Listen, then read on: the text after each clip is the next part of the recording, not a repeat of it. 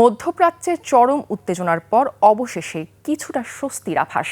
Hormuz প্রণালী নিয়ে দীর্ঘদিনের বিরোধ মেটাতে এক টেবিলে বসছে ওয়াশিংটন ও তেহরান। এই বৈঠকটি কাতারে অনুষ্ঠিত হতে যাচ্ছে বলে জানিয়েছে আন্তর্জাতিক গণমাধ্যমগুলো।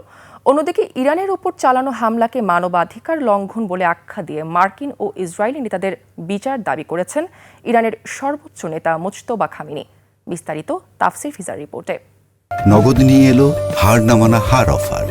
সর্বনিম্ন 10,000 টাকা রেমিটেন্স নগদে পাঠালে থাকছে স্বর্ণের হার জেতার সুযোগ।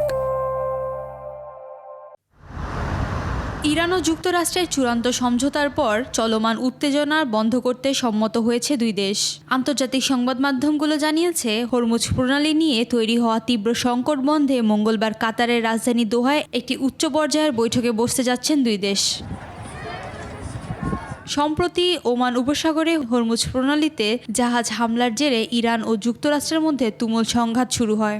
ইরানের বিভিন্ন শহরে ব্যাপক বোমা বর্ষণ করেন মার্কিন বাহিনী। পাল্টা জবাবে বাহরাইন ও কুয়েতে থাকা মার্কিন সামরিক ঘাঁটিতে ক্ষেপণাস্ত্র ও ড্রোন হামলা চালায় তেহরান। এই সংঘাতের পরিপ্রেক্ষিতে ইরানের পররাষ্ট্রমন্ত্রী আব্বাস আরাকচি জানান, হরমুজ প্রণালীর নিরাপত্তার একক দায়িত্ব কেবল তেহরানেরই।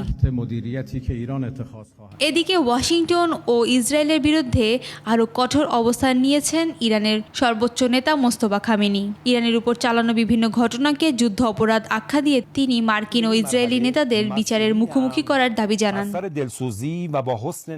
অন্যদিকে লেবাননের পার্লামেন্ট স্পিকার বলেছেন, দেশটির অধিকারের নিশ্চয়তা না দেয়ায় লেবানন, ইসরায়েল ও যুক্তরাষ্ট্রের মধ্যে ত্রিপাক্ষীয় কাঠামো চুক্তি কোনোভাবেই বাস্তবায়ন করা সম্ভব নয়। তাফসির ফিজা, 21 টেলিভিশন।